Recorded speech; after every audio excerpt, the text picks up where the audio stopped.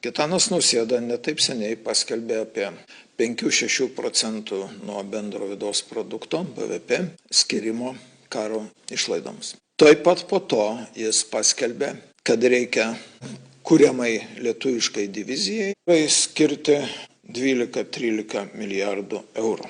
Tam reiktų panaudoti ir valstybės rezervą ir jau šokdino išsikvietęs ant kilimėlio Lietuvos banko valdybos pirmininką Šimkų. Po kelių dienų jis paskelbė, kad nežinau, kokia ekonomika sukasi jo galvoje, jis paskelbė, kad jau reikia 15 milijardų šitai divizijai įkurti. Ir greitai, skubiai, Šakalienė, krašto apsaugos ministrė, skelbė, reikia milijardinius avansus daryti už niekam nereikalingus Leopardo tankus. Pradžiai paskaičiuokime ant pirštų.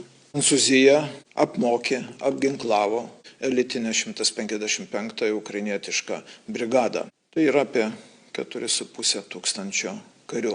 Prancūzija paskelbė, kad mažiau kaip milijardą eurų skyrė šios brigados paruošimui. Iš viešos informacijos mes matom, kad divizijoje yra nuo 2 iki 4 brigadų. Tokia šiuolaikinė karyba.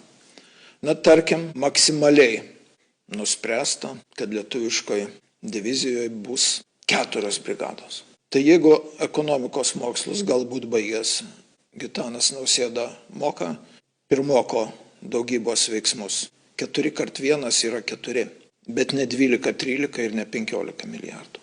Klausimas tiesus ir atviras. Gitanui Nausėda, kur jūs norite nuplauti 10-11 milijardų?